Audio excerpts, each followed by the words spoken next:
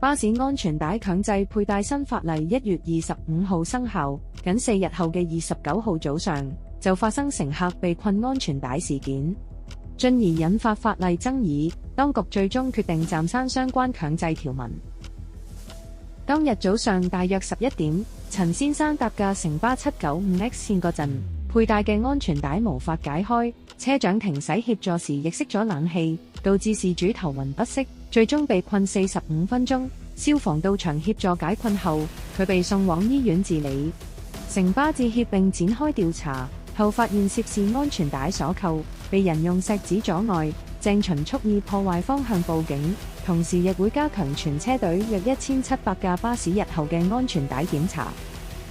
事件引發法例爭議，被質疑條文不清，涵蓋範圍不全。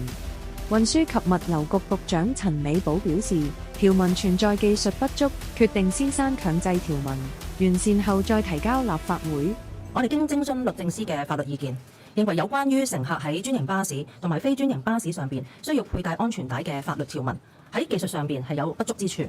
未能夠完全去反映立法原意，即係話將佩戴安全帶嘅法定嘅要求由原嚟嘅喺私家車、的士同埋公共小巴等擴展至涵蓋所有車輛嘅座位，為乘客去提供更佳嘅保障。而為咗清晰起見，我哋會盡快安排，首先刪除有關嘅條文，即係話我哋會令到喺目前係唔會有一啲法定嘅要求，乘客喺乘坐專營巴士或者係非專營巴士上邊係佩戴安全帶。我哋會係經過完善有關嘅法律條文之後，再徵詢立法會，然後再推出嘅。陳美寶承認條文草擬有不足，將盡快修正，未來以安全帶教育宣傳為主。當局正聯合律政司推進條文刪除、廣納意見優化規定。